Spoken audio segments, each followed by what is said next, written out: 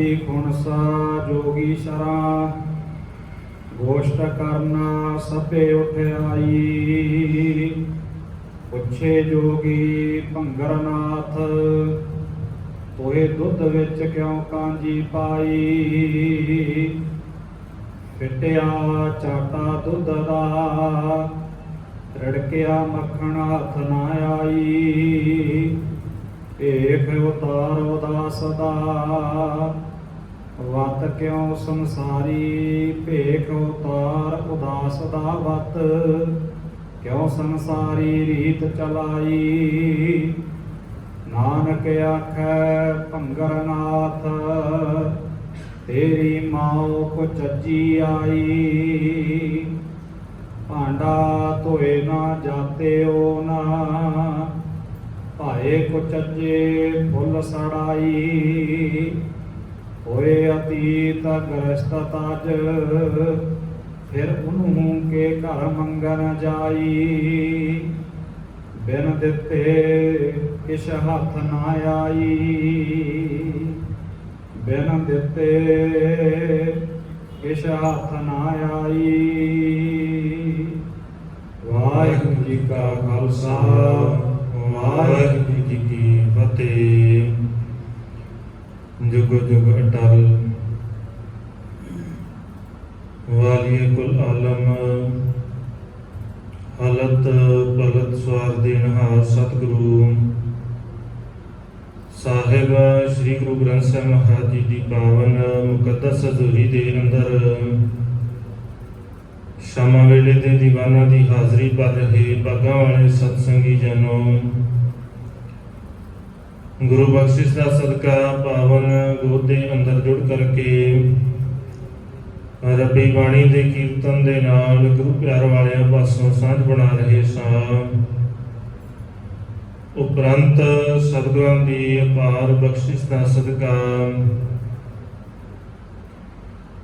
भाई साहब भाई गुरदास जी दियां वारां दी चल रही लड़ीवार विचार दे नाल जुड़न का सुभाग समा प्राप्त होया है। इस लड़ी के तहत पहली वार दियां 39 पौड़ियां दी विचार आप संगतां दे नाल सांझी कीती है। अगली दी 40 नंबर पौड़ी जिसका पाठ आप जी ने सत्कारयोग भाई साहब पासों श्रवण किया है, तिसदी विचार आप संगतां दे नाल सांझी करनी है। आओ विचारां दी आरंभता तो पहला मन बिरतियां गुरु चरनां दे अंदर टिका करके हाजरी लवाइए। बड़े प्यार अते अदब साथ आखो जी सतनाम श्री वाहिगुरू साहिब जी। वाहिगुरू जी खादी खुणसा जोगी सरा गोष्ट करन सभे उठ आई। ਜਦੋਂ ਸਤਿਗੁਰੂ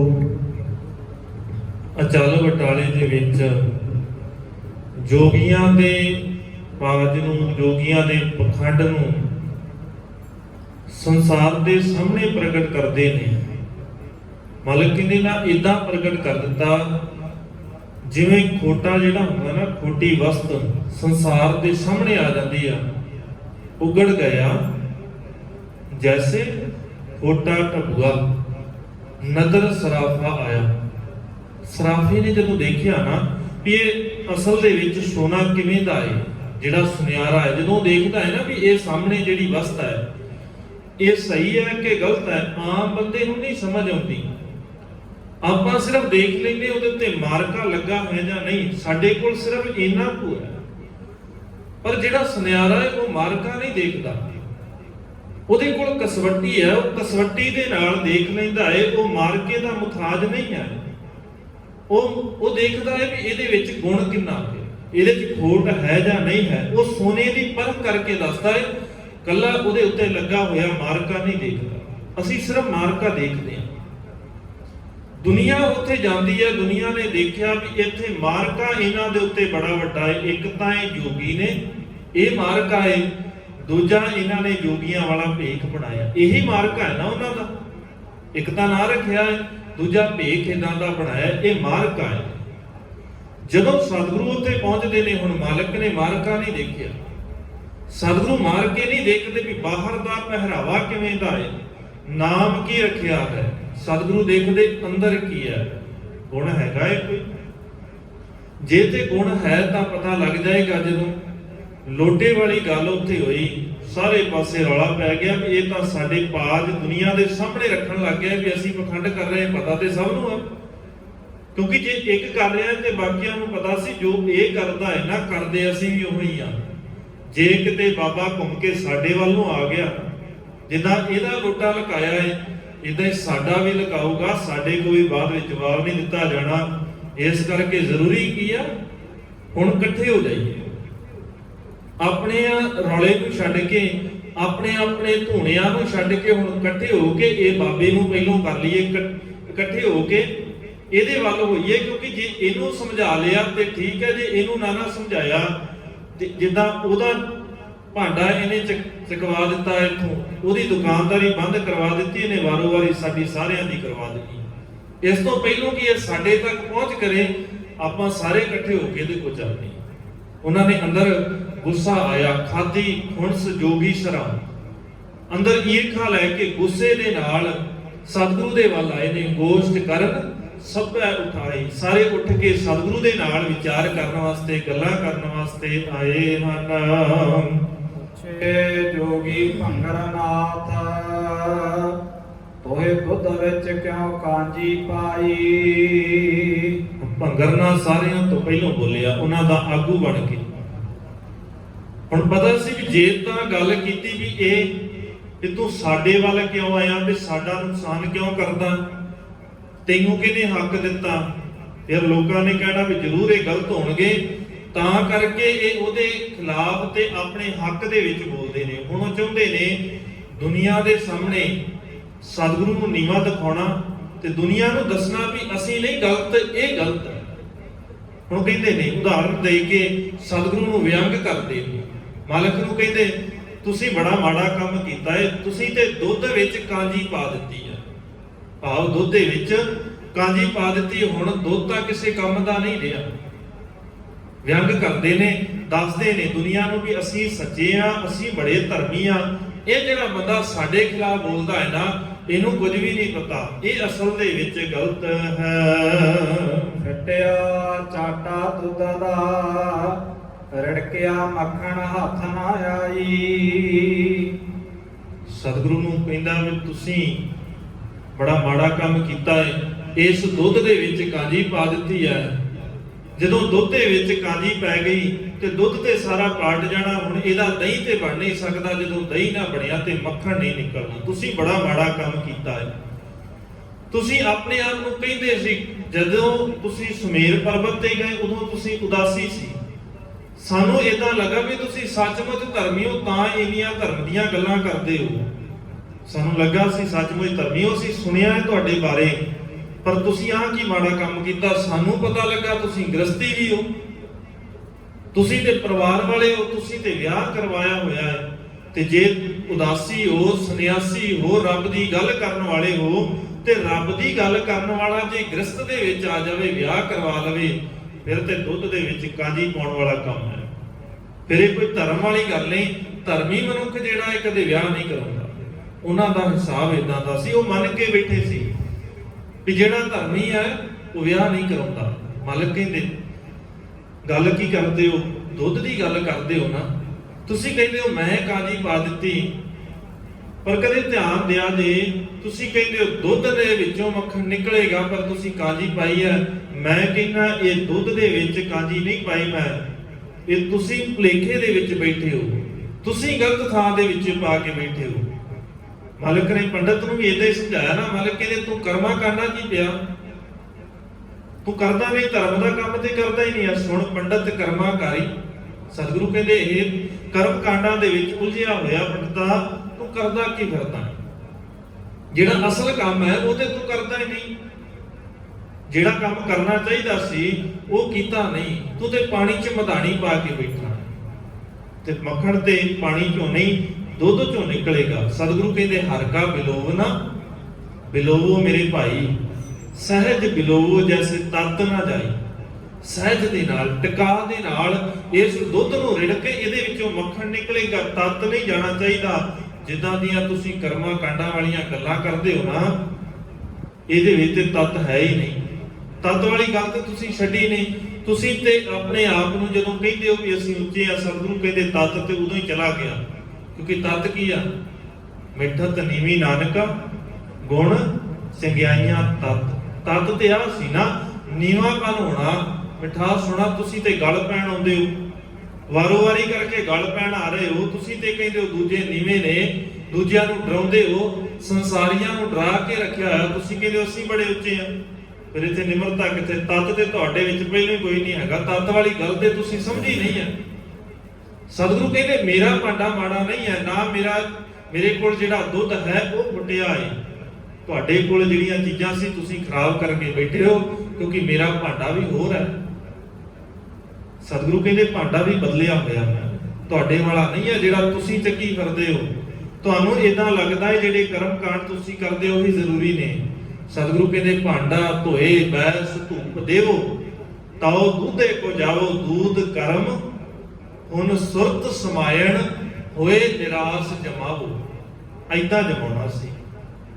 ਇਦਾਂ ਕਰਕੇ ਜਿਹੜਾ ਧਰਮ ਰੂਪ ਭਾਂਡਾ, ਕਰਮਾ ਰੂਪ ਜਿਹੜਾ ਦੁੱਧ ਹੈ, ਇਹਦੇ ਵਿੱਚ ਦੂਧ ਕਰਮ, ਹੁਣ ਸੁਰਤ ਸਮਾਇਣ, ਇਹ ਜਿਹੜੀ ਜਾਗ ਲਾਉਣੀ ਸੀ ਸੁਰਤ ਦੀ ਲਾਉਣੀ ਸੀ, ਗੁਰੂ ਦੇ ਗਿਆਨ ਦੀ ਲਾਉਣੀ ਸੀ। ਹੋਏ ਨਿਰਾਸ਼ ਜਮਾਵੋ, ਸੰਸਾਰ ਦੇ ਵਿੱਚ ਰਹਿੰਦਿਆਂ ਹੋਇਆਂ ਕਰਮ ਕਾਂਡਾਂ ਤੋਂ ਨਿਰਾਸ਼ ਹੋਣਾ ਸੀ, ਕਰਮ ਕਾਂਡਾਂ ਤੋਂ ਉਦਾਸ ਹੋਣਾ ਸੀ। ਤੁਸੀਂ ਸੰਸਾਰ ਤੋਂ ਉਦਾਸ ਹੋ ਕੇ ਕਹਿੰਦੇ ਹੋ ਧਰਮੀ ਬਣ ਗਏ। ਮਤਲਬ ਕਹਿੰਦੇ ਹੋ ਜੇ ਵਿਆਹ ਨਾ ਕਰਾ ਕੇ ਕਿਤੇ ਰੱਬ ਨੂੰ ਪਾਇਆ ਜਾਂਦਾ ਹੁੰਦਾ, ਤੇ ਸਤਿਗੁਰੂ ਕਹਿੰਦੇ ਬਿੰਦ ਰਾਖ ਜੋ ਤਰੀਆ ਭਾਈ ਖੁਸਰਿਆ ਕਿਉਂ ਨਾ ਪਰਮਗਤ ਪਾਈ। ਜੇ ਬਿੰਦ ਰਾਖ ਕੇ ਵਿਆਹ ਨਾ ਕਰਾ ਕੇ ਤੂੰ ਧਰਮੀ ਬਣ ਜਾਂਦਾ, ਤੇ ਸਤਿਗੁਰੂ ਕਹਿੰਦੇ ਫਿਰ ਇਹ ਤੇ ਧਰਮ ਦੀ ਪਰਿਭਾਸ਼ਾ ਨਹੀਂ ਹੈ। ਜੇ ਇਦਾਂ ਹੁੰਦਾ ਤੇ ਸਤਿਗੁਰੂ ਕਹਿੰਦੇ ਫਿਰ ਜਿਨ੍ਹਾਂ ਨੂੰ ਰੱਬ ਨੇ ਬਣਾਇਆ ਹੀ ਇਦਾਂ ਦੇ ਨੇ ਵਿਆਹ ਨਹੀਂ ਕਰਾ ਸਕਦੇ, ਉਹ ਤੇ ਫਿਰ ਰੱਬ ਨੂੰ ਪਹਿਲਾਂ ਪਾ ਕੇ ਬੈਠੇ ਹੁੰਦੇ। ਜ਼ਰੂਰੀ ਨਹੀਂ ਹੈ ਸਾਡਾ ਜੀਵਨ ਕਿਰਦਾਰ ਕਿਵੇਂ ਦਾ ਹੈ, ਫਰਕ ਇਸ ਗੱਲ ਦੇ ਨਾਲ ਪੈਂਦਾ। ਸਤਿਗੁਰੂ ਕਹਿੰਦੇ ਪਹਿਰਾਵਿਆਂ ਦੇ ਨਾਲ ਨਹੀਂ। ਤੁਸੀਂ ਜਿੰਨੇ ਮਰਜ਼ੀ ਗਲ ਪਵੋ, ਫਿੱਟਿਆ ਚਾਟਾ, ਉਹ ਕਹਿੰਦਾ ਭਾਂਡਾ ਜਿਹੜਾ ਦੁੱਧ ਸੀ ਇਹਦੇ ਵਿੱਚ ਖਰਾਬ ਕਰਕੇ ਰੱਖ ਦਿੱਤਾ। ਸਤਿਗੁਰੂ ਕਹਿੰਦੇ ਮੈਂ ਖਰਾਬ ਨਹੀਂ ਕੀਤਾ। ਮਾਲਕ ਅੱਗੇ ਜਵਾਬ ਦਿੰਦੇ ਹਨ, ਵੇਖ ਉਤਾਰ ਉਦਾਸ ਦਾ, ਵਤ ਕਿਉਂ ਸੰਸਾਰੀ ਤ ਚਲਾਈ। ਉਹ ਕਹਿੰਦਾ ਤੁਸੀਂ ਭੇਖ ਉਤਾਰ ਦਿੱਤਾ। ਪਹਿਲਾਂ ਉਦਾਸੀ ਭੇਖ ਪਾਇਆ ਹੋਇਆ ਸੀ, ਪਹਿਰ ਸੰਸਾਰੀ ਕੱਪੜੇ। ਹੁਣ ਕਰਤਾਰਪੁਰ ਸਾਹਿਬ ਦੇ ਵਿੱਚ ਅਸੀਂ ਸੁਣਿਆ ਤੁਸੀਂ ਸੰਸਾਰੀ ਕੱਪੜੇ ਪਾ ਕੇ ਬੈਠੇ ਹੋ। ਇੱਥੇ ਅੱਜ ਆਏ ਹੋ, ਇੱਥੇ ਸੰਸਾਰੀ ਕੱਪੜੇ ਪਾ ਕੇ ਆਏ ਹੋ। ਗੱਲਾਂ ਤੁਸੀਂ ਧਰਮ ਦੀਆਂ ਕਰਦੇ ਹੋ, ਕਿਉਂਕਿ ਅਸੀਂ ਮਨ ਦੇ ਅੰਦਰ ਅੱਜ ਵੀ ਸਾਡੇ ਹੀ ਹੈ ਨਾ, ਮੰਨ ਕੇ ਬੈਠੇ ਹੋਏ ਆ। ਧਰਮ ਦੀ ਗੱਲ ਕਰਨੀ ਆ ਤੇ ਧਰਮ ਦਾ ਪਹਿਰਾਵਾ ਵੱਖਰਾ ਪਾਉਣਾ ਪਏਗਾ, ਉਦਾਂ ਤੇ ਤੁਸੀਂ ਧਰਮੀ ਨਹੀਂ ਹੋ ਸਕਦੇ। ਸਤਿਗੁਰੂ ਨੇ ਇੱਥੋਂ ਕੱਢਿਆ ਸੀ ਸਾਨੂੰ ਬਾਹਰ। ਅਸੀਂ ਅੱਜ ਵੀ ਉੱਥੇ ਕਿ ਉਲਝੇ ਆ, ਸਾਡੀ ਸੁਰਤ ਅਜੇ ਵੀ ਉੱਥੇ ਕੀ ਚੱਲਦੀ ਹੈ। ਸਿਰਫ ਪਹਿਰਾਵਾ ਹੀ ਜ਼ਰੂਰੀ ਹੈ, ਪਹਿਰਾਵਾ ਜ਼ਰੂਰੀ ਹੈ। ਪਹਿਰਾਵਾ ਚੰਗਾ ਹੋਣਾ ਚਾਹੀਦਾ ਹੈ, ਟਿਕਾਅ ਵਾਲਾ ਹੋਣਾ ਚਾਹੀਦਾ ਹੈ, ਪਰ ਸਿਰਫ ਪਹਿਰਾਵਾ ਜਿਹੜਾ ਉਹ ਧਰਮ ਨਹੀਂ ਹੈ, ਸਿਰਫ ਭੇਖ ਧਰਮ ਨਹੀਂ ਹੈ। ਭੇਖ ਇੱਕ ਜ਼ਰੂਰੀ ਅੰਗ ਹੈ, ਪਰ ਸਿਰਫ ਭੇਖ ਨਹੀਂ। ਭੇਖ ਬਾਅਦ ਦੀ ਗੱਲ ਹੈ, ਡਰੈਸ ਬਾਅਦ ਦੀ ਗੱਲ ਹੈ। ਡਰੈਸ ਤੋਂ ਪਹਿਲਾਂ ਜ਼ਰੂਰੀ ਤੇ ਆ ਨਾ ਕਿ ਐਡਮਿਸ਼ਨ ਵੀ ਹੋਣਾ ਚਾਹੀਦਾ ਸਕੂਲ ਦੇ ਅੰਦਰ। ਡਰੈਸ ਤੇ ਬਾਅਦ ਦੀ ਗੱਲ ਹੈ, ਪਰ ਡਰੈਸ ਵੀ ਜ਼ਰੂਰੀ ਹੈ। ਡਰੈਸ ਤੋਂ ਬਿਨਾਂ ਵੀ ਕੰਮ ਨਹੀਂ ਚੱਲਣਾ। 2 ਹੀ ਦਿਨ ਅਗਲਿਆਂ ਨੇ ਸਕੂਲ ਚ ਵਾੜਨਾ, ਤੀਜੇ ਦਿਨ ਕਹਿਣਾ ਹੈ ਉਹ ਤੋਂ ਪਹਿਲਾਂ ਡਰੈਸ ਪਾ ਕੇ ਆ, ਫਿਰ ਕਲਾਸ 'ਚ ਬੈਠਣ ਦੇਵਾਂਗੇ, ਇਹ ਤੇ ਕਲਾਸ ਨਹੀਂ ਬੈਠਦੇ। ਜ਼ਰੂਰੀ ਦੋਵੇਂ ਚੀਜ਼ਾਂ ਨੇ, ਪਰ ਪਹਿਲਾਂ ਕੀ ਜ਼ਰੂਰੀ ਹੈ? ਪਹਿਲਾਂ ਐਡਮਿਸ਼ਨ ਜ਼ਰੂਰੀ ਹੈ। ਉਸ ਤੋਂ ਬਿਨਾਂ ਡਰੈਸ ਪਾਈ ਕਿਸੇ ਕੰਮ ਨਹੀਂ। ਬਿਨਾਂ ਐਡਮਿਸ਼ਨ ਤੋਂ ਡਰੈਸ ਪਾ ਕੇ 2 ਦਿਨ 4 ਦਿਨ 10 ਦਿਨ ਜਾ ਕੇ ਬਹਿ ਸਕਦੇ ਹੋ। ਬਾਅਦ ਵਿੱਚ ਅਗਲਿਆਂ ਨੇ ਕਹਿਣਾ ਪੁੱਤ ਪਹਿਲਾਂ ਐਡਮਿਸ਼ਨ ਕਰਾ, ਫਿਰ ਡਰੈਸ ਪਾਏਦਾ ਕਿਸੇ ਕੰਮ ਆਉਣੀ ਹੈ, ਨਹੀਂ ਤੇ ਡਰੈਸ ਵੀ ਤੇਰੀ ਕਿਸੇ ਕੰਮ। ਦੋਵੇਂ ਚੀਜ਼ਾਂ ਜ਼ਰੂਰੀ ਨੇ। ਸਤਿਗੁਰੂ ਕਹਿੰਦੇ ਸਿਰਫ ਇਹ ਨਾ ਸੋਚ, ਉਹ ਕਹਿੰਦੇ ਨੇ ਨਾ ਭੇਖ ਉਤਾਰ ਦਿੱਤਾ ਉਦਾਸੀ ਵਾਲਾ। ਹੁਣ ਤੂੰ ਸੰਸਾਰੀ ਕੱਪੜੇ ਪਾ ਕੇ ਕਹਿੰਦਾ ਫਿਰ ਵੀ ਧਰਮੀ ਹੈ, ਇਦਾਂ ਨਹੀਂ ਤੂੰ ਧਰਮੀ ਬਣ ਸਕਦਾ। ਨਾਨਕ ਆਖੇ ਭੰਗਰ ਨਾਥ, ਤੇਰੀ ਮਾਓ ਕੁਚੱਜੀ ਆਈ। ਹੁਣ ਸਤਿਗੁਰੂ ਕਹਿੰਦੇ, ਮਾਲਕ ਨੇ ਜਵਾਬ ਦਿੱਤਾ। ਸਤਿਗੁਰੂ ਕਹਿੰਦੇ, ਨਾਨਕ ਆਖੈ ਭੰਗਰਨਾਥ, ਭੰਗਰਨਾਥ ਤੇਰੀ ਮਾਓ ਕੁਚੱਜੀ ਆਹੀ। ਤੇਰੀ ਮਾਓ ਦਾ ਭਾਵ ਮਾਤਾ। ਸਤਿਗੁਰੂ ਨੇ ਵਿਆਖਿਆ ਕੀਤੀ ਵੀ ਅਸਲ ਦੇ ਵਿੱਚ ਸੰਸਾਰ ਦੀ ਮਾਂ ਦੀ ਗੱਲ ਨਹੀਂ ਹੈ। ਮਾਤਾ ਮਤ ਪਿਤਾ ਸੰਤੋਖ ਸਤ ਭਾਈ ਕਰ ਇਹ ਵਿਸ਼ੇਖ। ਇਹ ਸਾਡੇ ਰਿਸ਼ਤੇ ਨੇ ਜਿਹੜੇ ਅਸੀਂ ਆਪਣੇ ਆਪ ਦੇ ਨਾਲ ਜੋੜਨੇ ਨੇ ਗੁਰੂ ਦੇ ਕੋਲੋਂ ਸਿੱਖ ਕੇ। ਸਤਿਗੁਰੂ ਕਹਿੰਦੇ, ਭੰਗਰਨਾਥ ਤੇਰੀ ਮੱਤ ਹੀ ਮਾੜੀ ਹੈ, ਕੁਚੱਜੀ ਮੱਤ ਹੈ ਤੇਰੀ। ਜਿਹੜੀ ਸਿਆਣਪ ਹੈ ਨਾ, ਜਿਹੜੀ ਤੂੰ ਕਹਿੰਦਾ ਮੇਰੇ ਕੋਲ ਬਹੁਤ ਗਿਆਨ ਹੈ, ਮੈਂ ਬੜਾ ਸਿਆਣਾ ਜੋਗੀ ਆ, ਸਤਿਗੁਰੂ ਕਹਿੰਦੇ ਤੇਰੀ ਇਹ ਮੱਤ ਹੀ ਕੁਚੱਜੀ ਹੈ। ਭਾਂਡਾ ਧੋਏ ਨਾ ਜਾਤੇ ਓਨ, ਭਾਏ ਕੁਚੱਜੇ ਫੁੱਲ ਸੜਾਈ। ਸਤਿਗੁਰੂ ਕਹਿੰਦੇ ਤੈਨੂੰ ਪਤਾ ਹੀ ਨਹੀਂ, ਤੂੰ ਕਹਿੰਦਾ ਨਾ ਮੈਂ ਭਾਂਡਾ ਖਰਾਬ ਕਰ ਦਿੱਤਾ, ਤੈਨੂੰ ਤੇ ਅਸਲ 'ਚ ਪਤਾ ਹੀ ਨਹੀਂ ਲੱਗਾ। ਭਾਂਡਾ ਧੋਏ ਨਾ ਜਾਤੇ ਹੋ, ਤੂੰ ਤੇ ਆਪਣਾ ਭਾਂਡਾ ਹੀ ਨਹੀਂ ਸਾਫ਼ ਕੀਤਾ ਅਜੇ ਤੱਕ। ਦੂਜੇ ਭਾਅ ਦੇ ਵਿੱਚ ਦੂਜੇ ਪਾਸੇ ਲੱਗ ਕੇ ਜਿਹੜਾ ਦੁੱਧ ਸੀ ਨਾ ਉਹ ਤੇ ਤੂੰ ਆਪ ਸਾੜ ਦਿੱਤਾ। ਦੂਜੇ ਭਾਏ ਫੁੱਲ ਸੜਾਈ। ਹੁਣ ਸਤਿਗੁਰੂ ਦੇ ਕੋਲੋਂ ਪੁੱਛੀਏ, ਸਤਿਗੁਰੂ ਫੁੱਲ ਕੀ ਹੈ? ਮਾਲਕ ਕਹਿੰਦੇ ਧਰਮ ਫੁੱਲ ਫਲ ਗਿਆਨ। ਧਰਮ ਰੂਪ ਫੁੱਲ ਸਤਿਗੁਰੂ ਕਹਿੰਦੇ ਤੂੰ ਸਾੜ ਕੇ ਰੱਖ ਦਿੱਤਾ। ਤੂੰ ਕਹਿੰਦਾ ਮੈਂ ਧਰਮੀ ਆ, ਤੂੰ ਸਿਰਫ ਭੇਖ ਬਣਾਇਆ ਹੋਇਆ। ਭੰਗਰਨਾਥ ਪਤਾ ਤੈਨੂੰ ਵੀ ਕੁਝ ਨਹੀਂ ਹੈ, ਤੂੰ ਵੀ ਉਸੇ ਵਰਗਾ ਹੀ ਆ ਜਿਹਦਾ ਲੋਟਾ ਮੈਂ ਲਗਾਇਆ ਸੀ ਨਾ, ਹਾਲ ਤੇਰਾ ਵੀ ਉਦਾਂ ਦਾ ਹੀ ਹੈ। ਤੈਨੂੰ ਵੀ ਧਰਮ ਦਾ ਪਤਾ ਨਹੀਂ, ਧਰਮ ਤੇ ਤੂੰ ਆਪ ਸਾੜ ਕੇ ਬੈਠਾ ਹੈ। ਹੋਏ ਅਤੀਤ ਗ੍ਰਸਤ ਤਾਜ, ਫਿਰ ਉਹਨੂੰ ਕੇ ਘਰ ਮੰਗਣ ਜਾਈ। ਸਤਿਗੁਰੂ ਕਹਿੰਦੇ ਇੱਕ ਪਾਸੇ ਤੂੰ ਕਹਿਣਾ ਹੈ ਮੈਂ ਬੜਾ ਧਰਮੀ ਬਣ ਗਿਆ ਤੇ ਜਿਹੜੇ ਗ੍ਰਸਤੀ ਨੇ ਉਹ ਮਾੜੇ ਨੇ। ਤੂੰ ਗ੍ਰਸਤ ਤਜ ਕੇ ਆਪਣੇ ਆਪ ਨੂੰ ਉੱਚਾ ਕਹਿਣਾ ਸੀ। ਹੋਏ ਅਤੀਤ ਗ੍ਰਸਤ ਤਜ, ਉਹਨੂੰ ਕੀ ਕਰ ਫਿਰ ਮੰਗਣ ਜਾਈ, ਉਹਨਾਂ ਦੇ ਘਰੇ ਫੇਰ ਮੰਗਣ ਜਾਣਾ। ਇੱਕ ਪਾਸੇ ਤੇ ਮਾੜਾ ਕਹਿਣਾ ਹੈ। ਸਤਿਗੁਰੂ ਕਹਿੰਦੇ ਫਿਰ ਇਹ ਭੇਖ ਨਹੀਂ ਹੈ, ਇਹ ਜੋਗ ਨਹੀਂ ਹੈ। ਜੋਗ ਨਾ ਭਗਵੀਂ ਕੱਪੜੀ, ਜੋਗ ਨਾ ਮੈਲੇ ਵੇਸ, ਨਾਨਕ ਘਰ ਬੈਠਿਆਂ ਜੋਗ ਪਾਈ ਹੈ ਸਤਿਗੁਰ ਕਾ ਉਪਦੇਸ਼।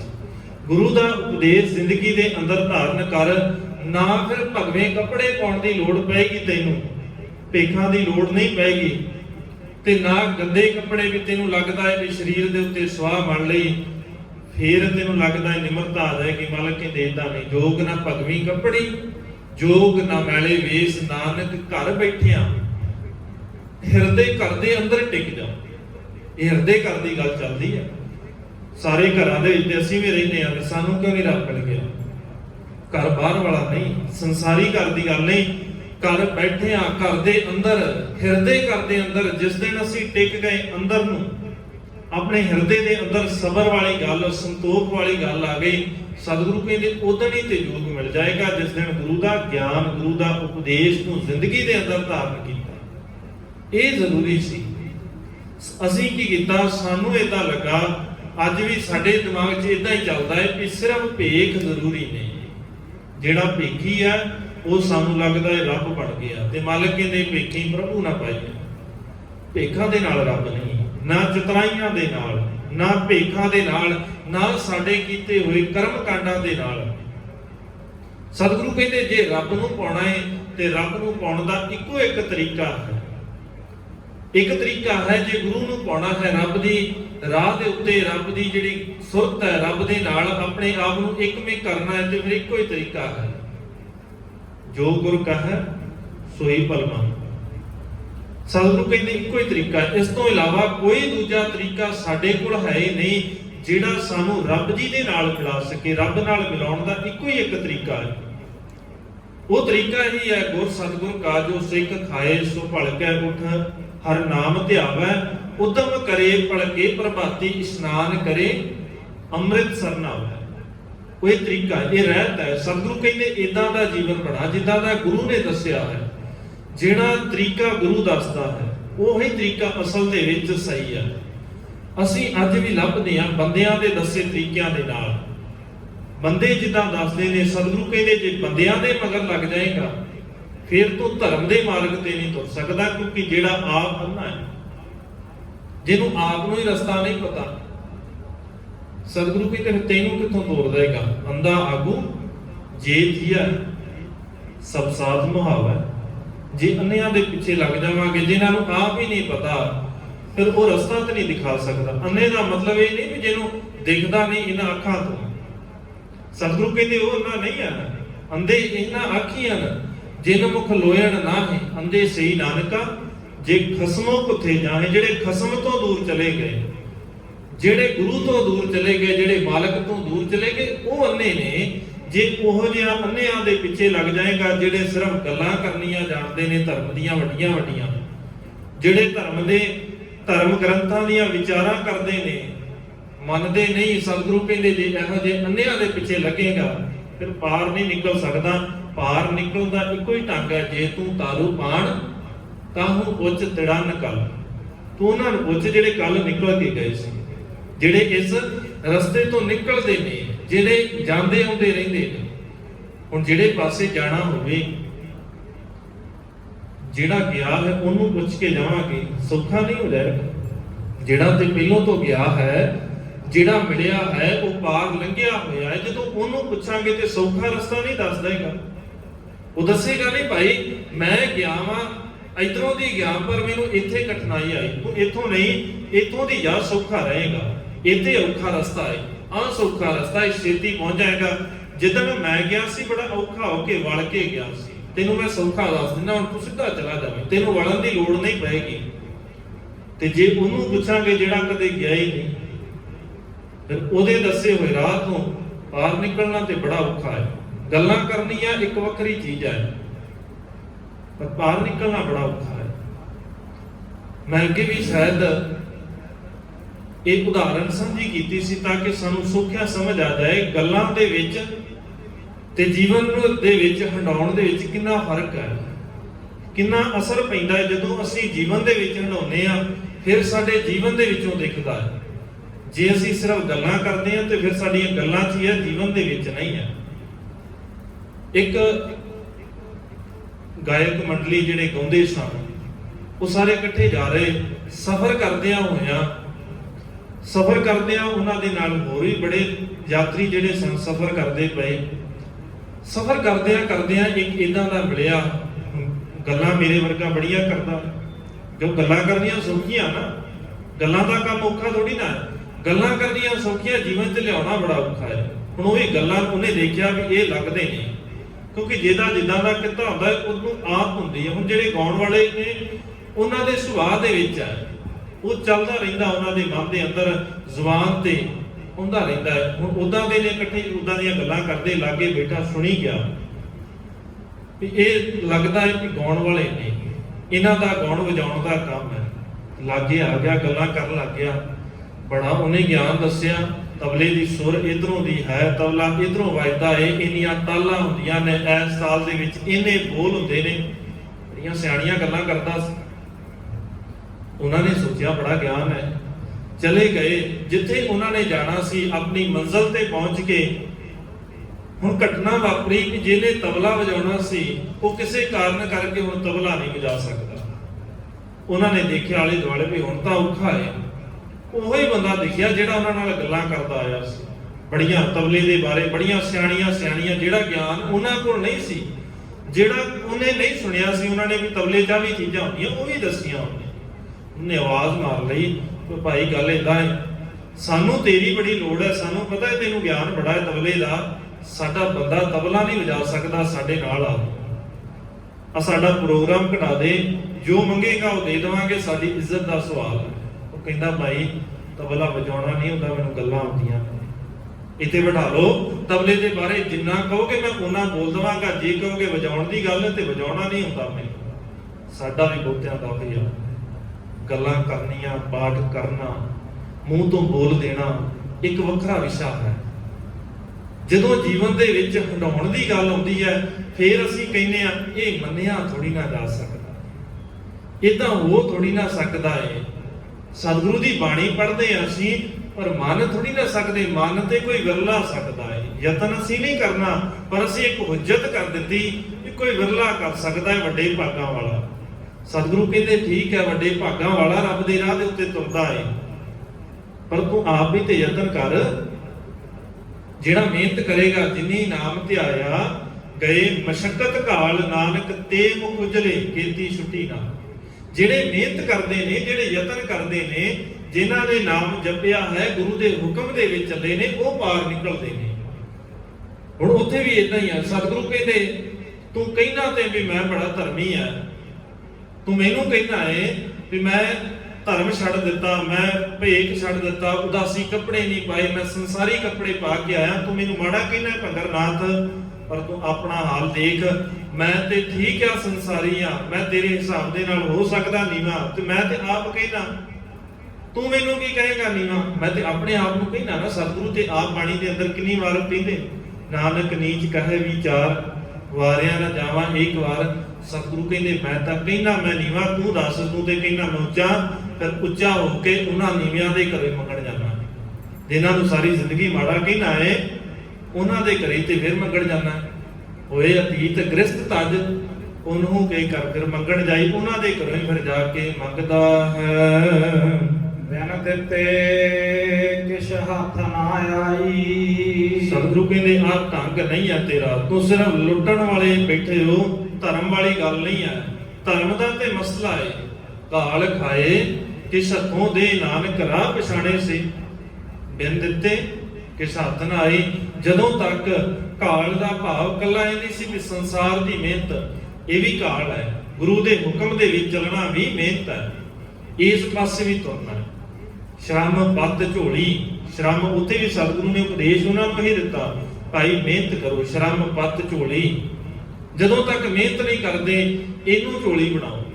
ਇਹ ਜ਼ਰੂਰੀ ਹੈ, ਮਿਹਨਤ ਜ਼ਰੂਰੀ ਹੈ। ਸਤਿਗੁਰੂ ਕਹਿੰਦੇ ਜਿੱਥੇ ਸੰਸਾਰ ਦੀ ਮਿਹਨਤ ਕਰਦਾ ਹੈ, ਉੱਥੇ ਧਰਮ ਵਾਲੇ ਪਾਸੇ ਵੀ ਮਿਹਨਤ ਕਰ। ਜੇ ਧਰਮ ਦੀ ਮਿਹਨਤ ਕਰ ਰਿਹਾ ਹੈ, ਫਿਰ ਸੰਸਾਰ ਵਾਲੇ ਪਾਸੇ ਵੀ ਮਿਹਨਤ ਸ਼ੁਰੂ ਕਰ।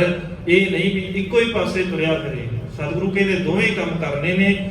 ਇੱਥੇ ਸੁਮੇਲ ਹੈ ਦੋਵਾਂ ਚੀਜ਼ਾਂ ਦਾ। ਇੱਥੇ ਸਪਸ਼ਟ ਗੱਲ ਹੈ ਵੀ ਕੰਮ ਕਰਦਿਆਂ ਹੋਇਆ ਹਾਥ ਪਾਉ ਕਰ ਕਾਮ ਸਭ ਚੀਤ ਨਿਰੰਜਨ ਨਾਲ। ਦੁਨੀਆ ਦੇ ਧਰਮਾਂ ਨੇ ਦੱਸਿਆ ਸੀ ਧਰਮੀ ਹੋਣ ਵਾਸਤੇ ਤੁਹਾਨੂੰ ਸੰਸਾਰ ਛੱਡਣਾ ਪਏਗਾ। ਸਤਿਗੁਰੂ ਕਹਿੰਦੇ ਨਹੀਂ, ਸੰਸਾਰ ਤੇ ਮੈਂ ਧਰਮ ਦੋਵੇਂ ਇੱਕੋ ਥਾਂ ਦੇ ਉੱਤੇ ਇਕੱਠੇ ਕਰ ਦਵਾਂਗਾ। ਇੱਕ ਇਦਾਂ ਦਾ ਸਮਾਜ ਪੈਦਾ ਹੋ ਜਾਏਗਾ ਜਿਹੜਾ ਸਿਰਫ ਸਹੀ ਰਸਤੇ ਤੇ ਤੁਰੇਗਾ। ਜੇ ਅਸੀਂ ਨਹੀਂ ਤੁਰ ਪਾ ਰਹੇ ਨਾ, ਉਹਦਾ ਕਾਰਨ ਅੱਜ ਵੀ ਇਹੀ ਹੈ, ਅਸੀਂ ਧਰਮ ਤੇ ਸੰਸਾਰ ਵੱਖਰਾ ਰੱਖਿਆ ਹੋਇਆ ਹੈ। ਸਤਿਗੁਰੂ ਸਮਤ ਬਖਸ਼ਣ, ਦਇਆ ਕਰਨ, ਸਾਨੂੰ ਸੋਝੀ ਆ ਜਾਏ, ਗੁਰ ਸਿਧਾਂਤ ਦੇ ਅਨੁਸਾਰ ਜੀਵਨ ਜੀਣਾ ਸ਼ੁਰੂ ਕਰ ਦਈਏ, ਤਾਂ ਕਿ ਸਾਡਾ ਇਹ ਲੋਕ ਸੁਖੀਏ, ਪਰਲੋਕ ਸੁਹੇਲੇ ਹੋ ਜਾਣ। ਸਤਿਗੁਰੂ ਰਹਿਮਤ ਕਰਨ। ਵਿਚਾਰਾਂ ਕਰਦਿਆਂ ਹੋਈਆਂ ਬੇਅੰਤ ਭੁੱਲਾਂ ਦੀ ਖਿਮਾ। ਬੁਲਾਓ ਜੀ ਫਤਿਹ, ਆਖੋ ਜੀ ਵਾਹਿਗੁਰੂ ਜੀ ਕਾ ਖਾਲਸਾ, ਵਾਹਿਗੁਰੂ ਜੀ ਕੀ ਫਤਿਹ।